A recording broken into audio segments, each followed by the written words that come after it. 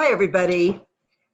I'm Virginia Monroe, programmer for Edgartown Library, and this is the second episode of our live cooking series, Men Will Grill. It's exciting tonight because I have my colleague Rizwan Malik with us, who is the technology and reference librarian at the library. And he is known for his willingness to grill anything. Okay, maybe that's not meant literally, but he's just not shy about grilling things that wouldn't ordinarily be the usual. And he's got something really great in store for us tonight. And it's going to be handmade from the very first ingredient to, okay, so maybe not totally handmade, as he'll explain, but mostly all of the good stuff he's made himself. So I'm going to let Rizwan take it away. And please, if you have a snack handy, keep it close because you're going to be salivating during this one. Take it away, Rizwan. Thanks, Virginia. Welcome, everybody. Thank you very much to Virginia and my fellow librarian grillers for being part of this really cool idea that Virginia put together. Virginia mentioned that I like to grill whatever I can, really, whenever possible. So tonight we're going to be doing grilled pizzas and some grilled salad. We're going to start with pizza first because that's kind of the more labor-intensive one, and then for the salad, that's a bit of a quicker to do, and that'll be at the end. So we have all of our ingredients here. We've got our toppings, we've got our sauce, we've got our doughs. So I'm going to start from the very, very bottom with the doughs. And one of the reasons I really like doing pizzas this way is because this can be as complex or simple a process as you like. So for example, like these doughs, I started actually making my own dough from a sourdough starter, which I got during the quarantine. You know, like many of us did. Many of us started bread baking and nurturing for our sourdough starters. So yeah, that's kind of what got me to make my own doughs. So you can start this like the day before you actually want to have your pizza. You can make the dough in the evening. I use a King Arthur recipe. King Arthur flour recipe from their website that I think Virginia will pass around along with the sauce recipe that I use after the program. And yeah, so if you could do it that way, where you mix the dough the night before, put it in the fridge after it proves for a while, and then pull it out the next day. You do have to be careful, though, not to pull it out too far ahead of when you're actually going to be grilling your pizza. Because the dough might get too lax. You know, it might start resting at room temperature too much, get very elastic. And, you know, there's, depending on, you know, we're doing this outside, so there's that factor with humidity and heat, but it's best to try to take the doughs out as close to your cooking time as possible. You know, I want to be ready and prepped, so I pull these out, you know, a little earlier than I usually would. But anyway, so you can make your own dough from the bottom, or you can actually pick up raw doughs from Stop and Shop and Kronig's. You know, they're pretty simple recipes, but you know, this is stuff that you can all pick up on your way home from work. You know, at the end of the day, and you can have pizza within the hour, or like I said, you can start the process the day before. Because during quarantine, I found myself with a lot of time on my hands. I started making my own dough and my own sauce. The cheese, I've not quite gotten to making my own cheese. That might have to wait. You know, maybe when I find some other quarantine hobby, but cheese making was a little bit too intimidating for me. So that's one of the ingredients that I, you know, buy from the store. You know, we have some fresh veggies from our garden, another quarantine hobby. So yeah, we're just gonna go ahead and get started. And the first thing you do, obviously, is preheat your grill. I've got it to roughly, it should be anywhere between 350 and maybe 400 degrees. It's okay if it's a little bit hotter. Just make sure, you know, you keep an eye on it because these doughs cook pretty fast. Once you get them on the grill, it's maybe 2 or 3 minutes aside. I usually try to flip them around halfway through, just so that they get an even bake if you have, hot and cold spots on your grill, just to evenly distribute that heat. So that's what we're going to be doing. First thing I'm going to do is, these doughs are unformed, so we're going to start stretching them out into, I usually do a rectangular shape just because that works better for the size and shape of my grill. You can certainly do a traditional, 13-inch round pie, but when I'm trying to fit especially two different pizzas on the grill, because I do have two doughs here, it makes more sense in terms of the amount of space I'm working with, because this will be, dinner for my family tonight. So I want to do two pizzas. It's a family favorite, of course. My 4-year-old son really, really loves pizza night, and we do this at least once a week. So it's his certainly favorite dinner of the week that we usually have. So yeah, let's get started. I'm going to start stretching these doughs out. Pull this up a little bit so you can see where I'm working with my hands. And, again, the dough can be a little bit sticky depending on how far ahead of time you pulled it out. And the easiest thing to do is to start taking it from the edge and kind of let gravity do the work. I'm not sure if you can see. Yeah, you can. That's pretty good. So basically pull from the edges. Don't try to let it drag from the middle, and just let the weight of the dough sort of stretch itself out. When you do pull from the middle, you have, you're liable to get tears. And tears aren't the worst thing in the world. You can just take some dough from another part of the pizza and create a quick fix patch. But, it's best to avoid it if you can. So I'm just going to stretch this out a little bit. And like I said, I'm going to stretch it out and then eventually get it to be pretty rectangular on the pan. And I'll tilt the camera down once I get the other dough stretched out as well, so you can see sort of the shape that it does take on. And, another thing that helps, that makes the dough easier to work with is lining, whatever you're using. I have these two big sheet pans. I usually do a sprinkle of cornmeal on them. It helps it to sort of keep the dough, it's still sticky, of course, but it helps it come away from the pan a little bit easier. And that's really important, especially when you're actually transferring the doughs from the pan onto the grill itself.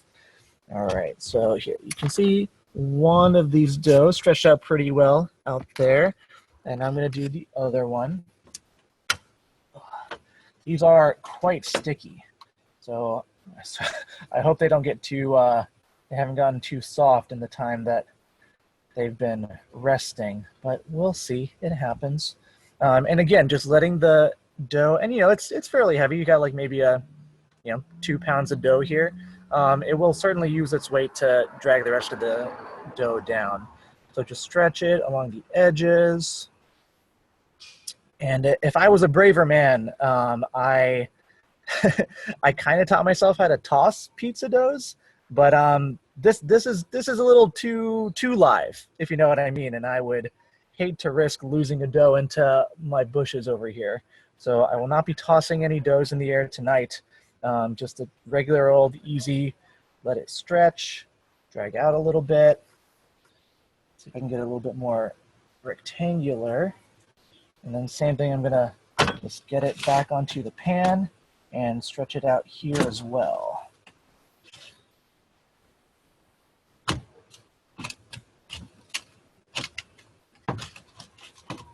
All right. Cornmeal is a big help here. So you can use cornmeal, or I think more traditionally people use flour. I think I just like the, there's adds a little bit of texture to the crust once it's done. You get little crunchy bits in there once the crust is fully done baking. So here we go. We're almost done here.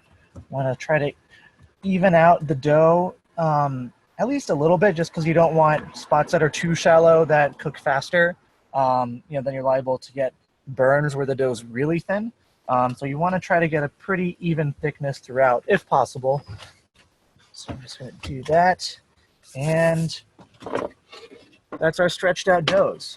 So what I'm going to do is I'm going to move the camera over to the grill first, and then I'm going to bring the doughs so you guys can all see how those actually get onto the grill. So I'll bring the camera over to the grill, and then I'll bring the doughs in just a sec here. All right.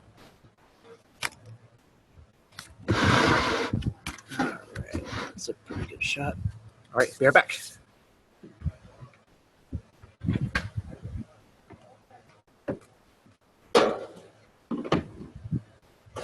Okay, and this can sometimes be tricky. You just want to try to get the dough onto the grill really, fairly quickly. So just kind of pull it back from your pan a little bit. Actually put one hand underneath to support, and then get it on the grill. And it's okay if you get some folds when you put it in, that happens sometimes. And you can adjust it a little bit once it's onto the grill. Not a lot though, so you want to try to get it right on the first try. All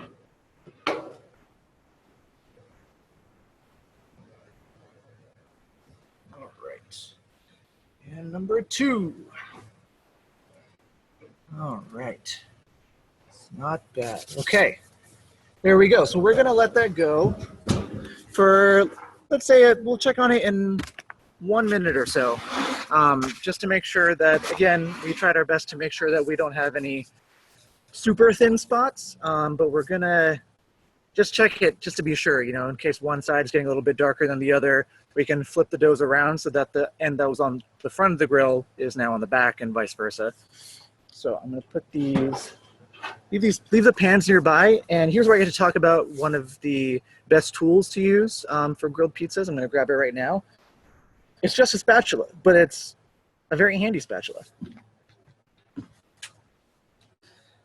You can, of course, buy pizza paddles online that can work with your grill, or just for general oven cooking. I really like this stainless steel camping spatula. It's got a pretty wide head. It's roughly the size of my palm. And it's really handy. It's not like a special piece of equipment that I only use when I'm making pizzas. Alton Brown has that saying about you should never have a tool in your kitchen that just does one thing. And I try to live by that as much as I can. I do have an avocado slicer and peeler, so don't wrap me out to Alton Brown. But yeah, this is a pretty traditional stainless steel spatula. It's actually made for camping originally, which is why it doesn't have any rubber grips or anything like that. It's just, really sort of bare bones here. But it's very handy, definitely gets the job done, and definitely helps you get underneath your pizza, because you do want to separate it from the grill, when you're either trying to flip it or take it off of the grill. So it's been roughly a minute, so let's check on our doughs. All right, and you can kind of see they've puffed up a pretty good bit here. I'm just gonna try to take, yeah, we've got some pretty nice color. All right, I'm actually going to leave these on for a little bit longer. They're coming away from the grill really nicely, which is good, but I think they're gonna need another minute or two. So I'm going to flip them around.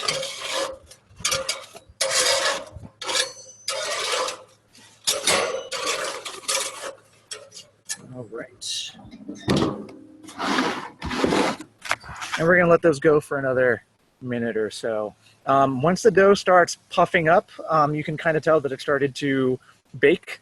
You're getting air pockets inside the dough starting to expand and creating the, baking reaction. One of the reasons, of course, we use the grill is to get those nice grill marks underneath. It emulates a sort of wood-fired oven type of taste, which I really love about grilled pizza. So let those go for a bit longer, and then when we take them off, we actually want to flip them over so that the grilled side is up, and that's the side that you're going to place all your toppings and everything on. All right, so let's take this over to our topping station.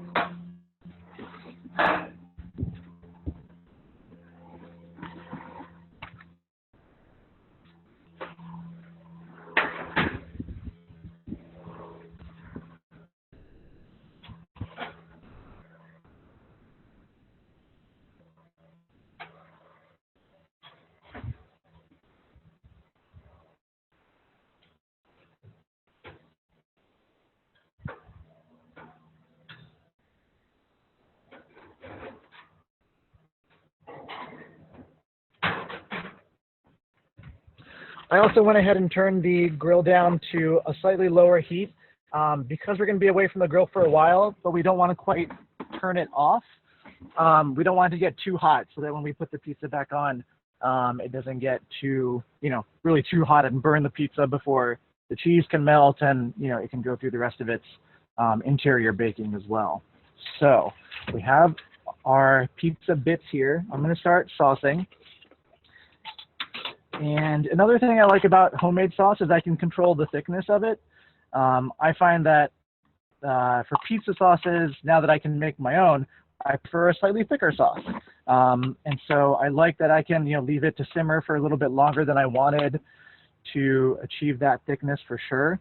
Remove a lot of the moisture that you get from the canned tomatoes and leave behind sort of the olive oil and let everything sort of mix together a little bit better. So, saucing. And I looked at a couple different recipes. One of my favorite online chefs, it's actually a YouTuber, and his channel is called Binging with Babish. Some of you may be familiar with him. He does a lot of really great recipes. His whole gimmick when he started was that he would make food from TV shows and movies. So, man, everything from the soup in the Seinfeld soup episode to a bunch of Disney movies. He did Spinach Puffs from The Emperor's New Groove, for anyone who remembers that movie. So yeah, he's just, that was sort of his fun intro to making food online. And then he started getting, he can also make a lot of traditional, more serious stuff, not just fantasy make-believe food. Not the soup is make-believe, but, fictionalized, I should say, specific soups. All right, almost done saucing here. This will be fun. Everyone's going to be getting a mini pizza, basically, tonight in my house. That's all right. Okay, and now here comes a bit of a controversial opinion. I like to put all the toppings on before the cheese. And the reason I say that, now that I make pizza, is it just makes it more structurally sound. And especially when you have a kid who's trying to learn how to hold a slice of pizza and they don't want to get their fingers dirty or it's a little bit hot on the tips. When you put the cheese on top, it kind of makes this, it's like almost, sadly, this is the worst metaphor I could come up with, but it's kind of like cement. It kind of gets everything to stick together, stay on top of the pizza better. Because when you have loose toppings like onions or green peppers or some of your chunkier vegetables, they tend to sometimes slide off if you can't keep the equilibrium of the pizza flat, which, again, when you're a kid or just a clumsy person, you can sometimes talk very emotively while you're eating pizza and send toppings flying. So that's one of the reasons I always put the toppings on before I do the cheese. So that's what I'm going to do now. I'm going to be doing some onions. And I diced these a little while ago, and I usually let my cold toppings get up to room temperature, just so that, again, things cook a little bit more evenly on the grill, so that you don't have too many different temperatures or things that are cold and might take a little bit longer for being on the grill.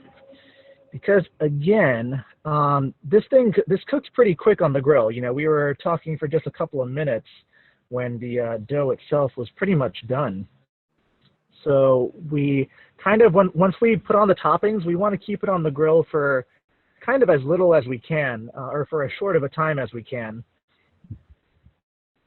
So that's what we're aiming for here. There's the tomatoes, there's the onions.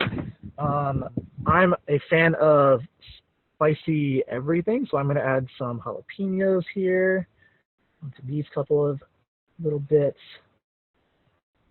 All right. My son is a big pepperoni fan, so he's going to get just cheese and pepperoni. Should anything else touch his pizza, will not be a happy camper. Not usually. Sometimes we can coax him into, if it's on pizza, it's kind of hard to say no to anything, but, that's how it goes. All right, and now the cheese. So cheese is going on, and I usually just use a pretty standard mozzarella, I think that's one of the few parts of the pizza that I don't make myself. I make the sauce, I make the dough. Um, we've had our first run at a vegetable garden this year, and it actually did produce some fruitful results, even though they're all vegetables. And some of that stuff was able to go on our pizzas as well. So that was great. Some jalapenos as well as some bell peppers. But cheese is one thing that I was not able to get into this quarantine, not get into making anyway during the quarantine. So that will have to wait until next year maybe, whenever I find myself with some more free time. Okay, so pizza is topped. I'm going to go check on the grill, make sure it's at a good temperature, and I'll be right back. Hey, everybody, don't forget, next week, next Wednesday, Eric Alexander is going to be making one of his special dishes on the grill. So tune in, write to me for a link. Oh, there's Eric. Yes, that very grill. So it should be a lot of fun. So I realized that those lovely scraping sounds are not giving grilled pizza a very good name. So to all you skeptics out there who wanted to be convinced otherwise, I'm sorry that I did a less than stellar job on convincing you, but I wish I could convey the taste through the screen. Once Zoom gets advanced enough to start transmitting tastes and smells, it'll be a whole different ballgame. So grill's ready to go. I'm going to move the pizza over first, and then I'll bring the camera.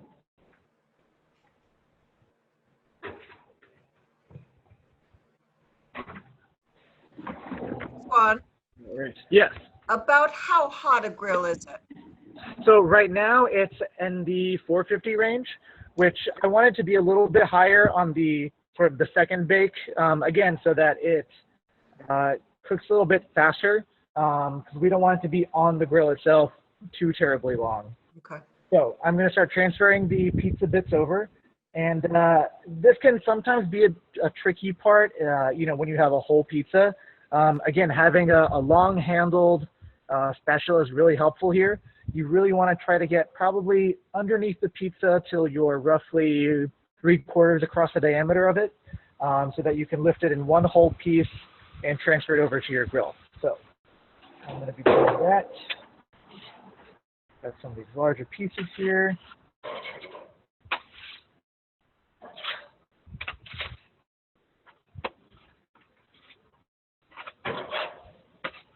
And you do hear a bit of a sizzle. It's not a very common sound with grilled pizzas, just because you think that they'll be baking quite a lot.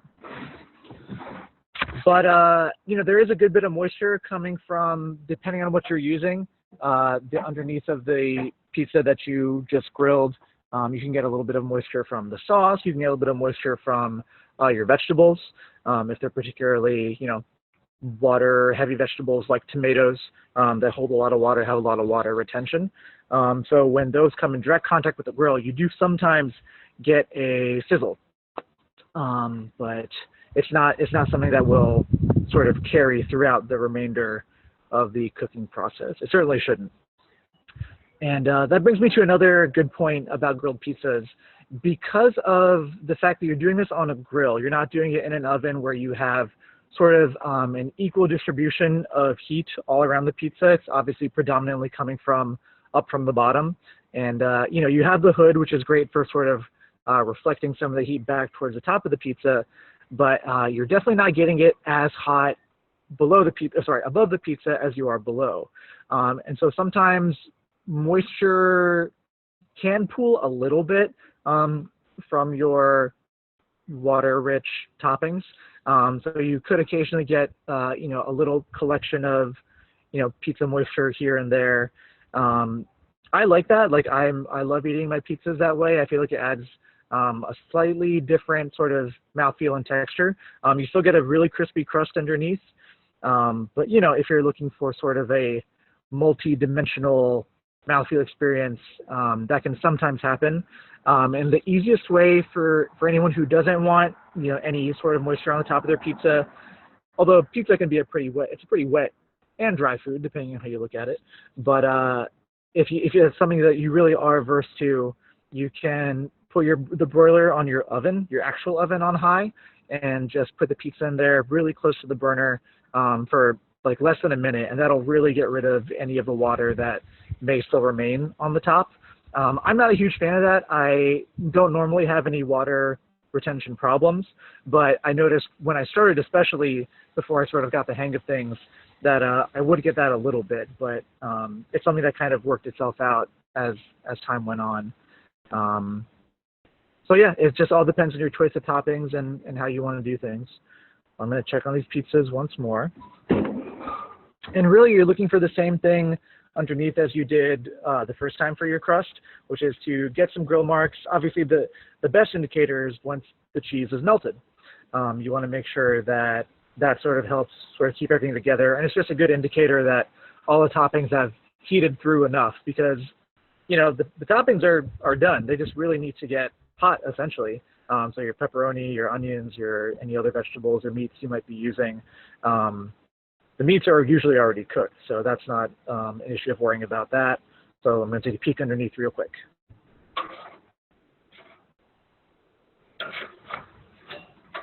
I think it still needs a little bit more on the bottom. So while that's finishing up, I'm going to take us over to start prepping our salad, which will be hopefully not at all a debacle. So that's a pretty easy one. All right. So for salad, the best type of lettuce I've learned to use is just a big old head of romaine. The reason for that being, I like, again, it has a lot to do with the shape of what you're grilling and the shape of your grill itself. The fact that it's oblong, it's not perfectly round or square, means that I can take more advantage of the hot and cold spots on my grill. Whereas if it's a much smaller surface area, you can't really disperse your heat as much that way. So I like using romaine lettuce, and the preparation for this is really simple. All we're going to do is cut the romaine head in half. We're going to drizzle it with, well, it depends. You can be pretty liberal with your olive oil. Not too liberal. Obviously, if you get too much oil spilling onto the flame of your grill, you'll get a little bit of flare up. So don't go too crazy with it. You can always add more oil afterward, to sort of season it when you're prepping the rest of your salad. But to start, we're just going to cut it in half, drizzle it with olive oil and some salt and pepper, and then it's going to go face down straight on the grill. So let's get started with that. I'm just going to cut it lengthwise, right down the center. And having a nice big sharp knife is great for this, so you can make just a couple of cuts. They don't have to be too jagged. And let's get some of these toppings out of the way so you can see what's going on here. Move this a little bit closer. There it is. Okay, so I'm going to take some olive oil, just drizzle it. Make sure you get into the sort of crevices, the nooks and crannies. That's really going to help draw out some of the moisture and help season it. You want to get slightly less oil on the really green leafy parts. The majority of it you want to go in sort of the center, the heart of the romaine, so to speak. And here you can see, if you get a little bit closer, these are all the sort of nooks and crannies you want to get the oil into. So did that. Going to use a little bit of coarse salt, just to kind of season it a little bit while it's cooking. Again, you can season it as much as you want once it's done, but I always like to do just a little bit of salt along with the olive oil when it initially goes on the grill. So let's go check on our pizzas one more time. They're almost certainly ready to come off now.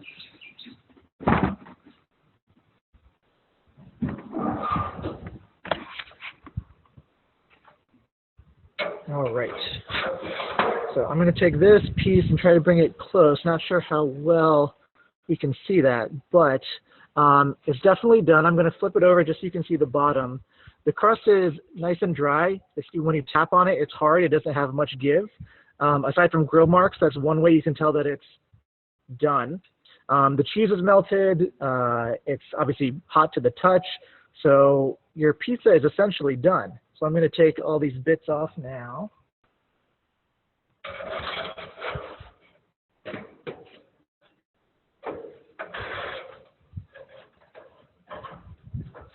a little hot. And you can see a little bit where the dough still stuck from both the doughs I put on. It came off pretty easily. Again, I wish I didn't have to say that it came off easily because it shouldn't have any on there at all. But again, this will not harm your grill. It's not bad for your grill. It just makes for a slightly less pleasurable pizza experience. So the grill is on 350 now. I turned it down a little bit. And that's roughly what you want to grill your salad at. So I'm going to bring those two halves over and put them on the grill.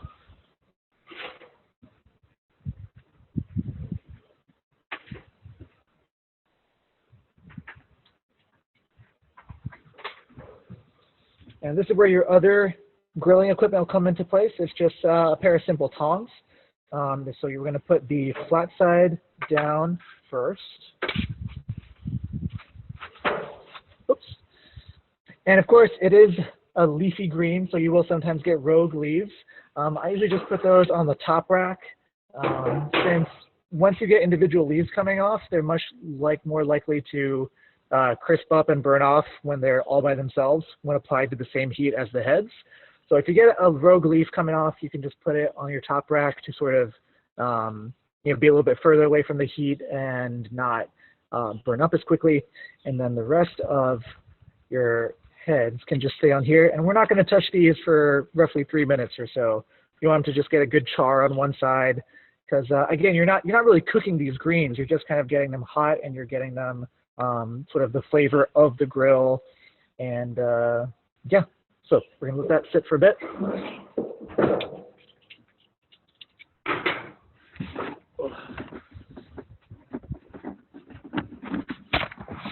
And in the meantime, if anybody has any questions, I'm happy to answer a couple of more. If anybody has anything or any other comments or anything like that.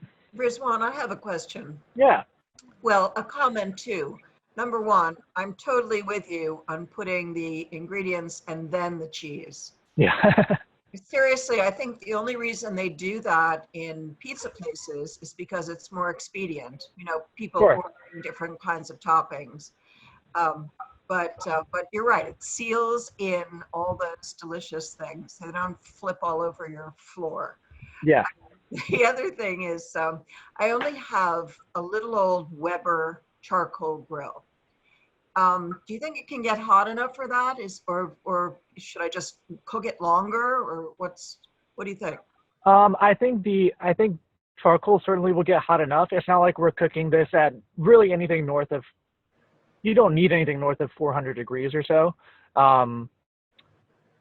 Yeah, you could certainly do it on charcoal grill. The reason I am sometimes hesitant to use charcoal grills specifically for grilled pizzas is they can be pretty uneven.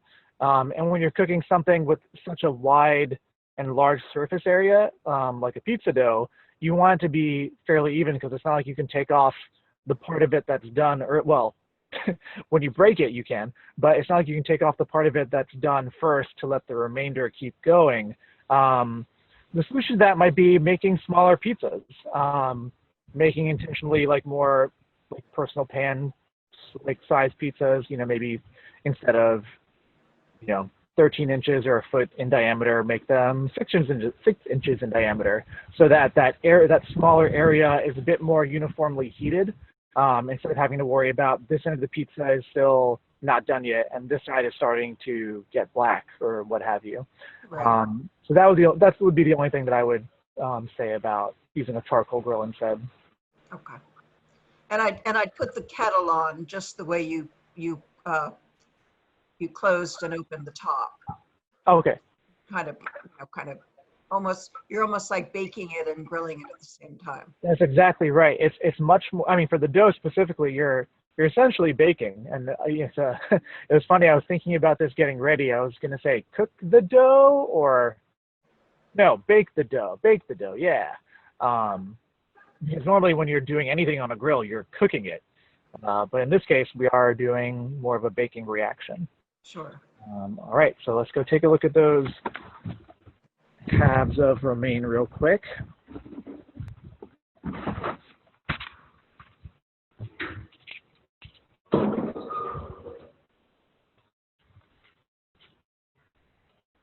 All right, so we got a little bit of browning towards the center here. The leaves are definitely getting a little bit crisper. That is something that you want to keep an eye out for. You don't want to get the leafy ends are sort of more spread apart. They definitely don't hold as much moisture. So those are going to cook faster. They have a tendency to, oh, and you can see it a little bit on this one little leaf. They can sometimes get a little bit tendency to get blacker faster. Really, the majority of the lettuce will not be black at all, unless you like that kind of grilling where it's quite hard and black and rocky.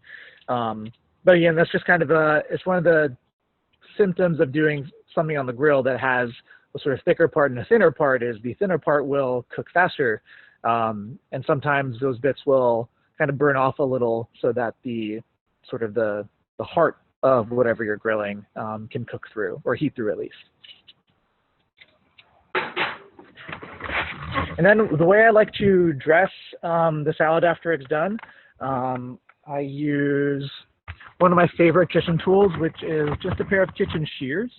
You often see them in, if you ever get like a big set of knives, one of those big wooden blocks that's got several different sizes of knives in them, there's usually a little slot for kitchen shears. And they're very handy. I find that those ones that come in those sets are a little too small. I like to have kind of a bigger than regular size scissors for my kitchen shears. And that's really all they are. They're just a pair of scissors, but they're a bit more heavy duty. They're stainless steel, obviously, so you can put them in the dishwasher or wash them by hand even. And I use those to sort of just cut horizontally across the halves of the romaine. So you get like basically, little rectangles or squares of warm leafy greens. And then I season that with, like I said, olive oil, salt, and pepper. And I actually also have right now any hard cheeses would work, but obviously Parmesan is a classic go-to to grate some fresh Parmesan over your warm salad, or Asiago, another very good cheese to accompany your warm salad and pizza. But yeah, that's roughly how it all ends up coming together. So I'm going to now take those heads off. I'm going to grab my kitchen shears, and we'll prep the salad. So let's do that part.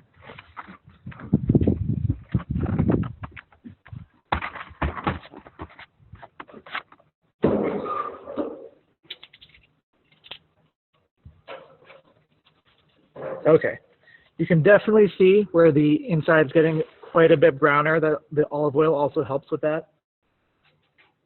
And you can hear it a little bit too. Let's see if we can get no, not quite. You can hear the sort of crispiness of the leaves coming through, which is really nice. Again, it adds a good contrast to your traditional softer, sometimes crunchy greens having a sort of crispy texture to contrast that with. So you can see that there as well. Getting some nice color on there. So those are both face up. We're going to grab our two runaways off the top rack.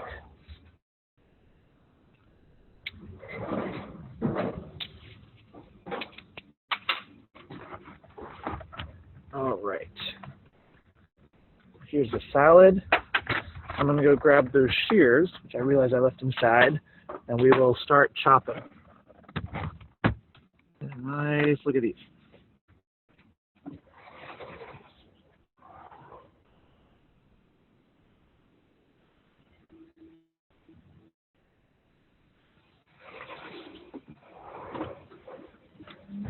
Okay, so here they are, the aforementioned kitchen shears. Again, they look like just a standard pair of scissors. Just really nice. They're definitely heftier than your traditional handheld scissors. These are the kitchen shears. So I'm just going to use this and the tongs. Where's it go? Here there. To roughly chop the salad into slices.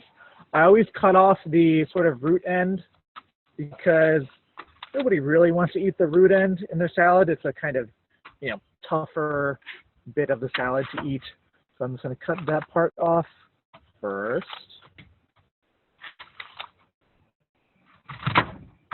There you go. And then you just start chopping.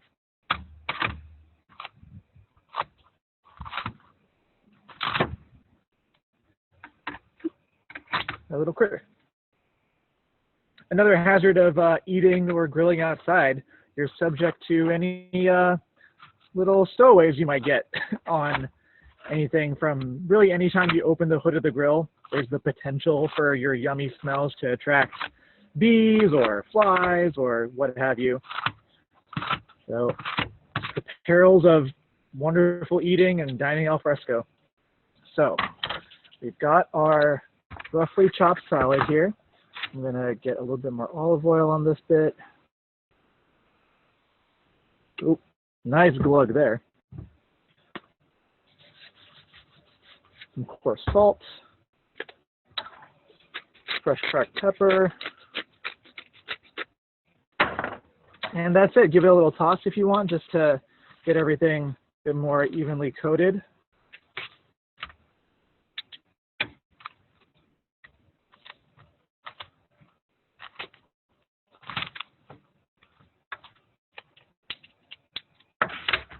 And that's it. Dinner's ready. And thank you, everybody. Oh, we have a question. Someone asked, we like crispy kale cooked in the oven. Have you ever cooked kale on the grill? You know, I haven't. And kale especially, you know, you use the word crispy is a good one. Kale does crisp up really well. I think that's, you know, kale chips are a thing for that very reason. I'm sure you could.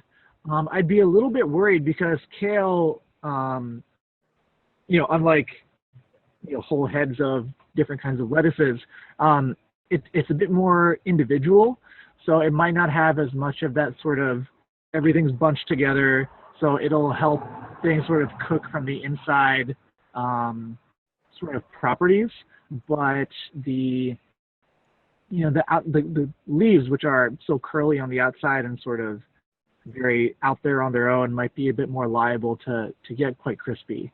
So how about this, Nora, why don't you try it and let me know how it goes, because that sounds intriguing. I haven't tried it myself, but now I want to. So, yeah. Anybody else have a question? I see Eric. Do you have a question? Yeah, I was curious about what kind of grill you have, or what in your experience with it, how old it is.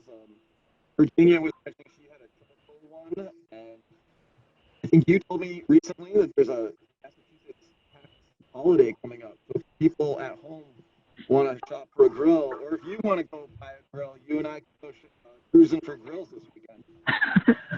All right, I'm catching in and out what you said, Eric. But one thing, you definitely asked about what kind of grill I have. So let's walk over. It's funny. The grill I got, my son got for me for my first Father's Day. This is a charbroil grill.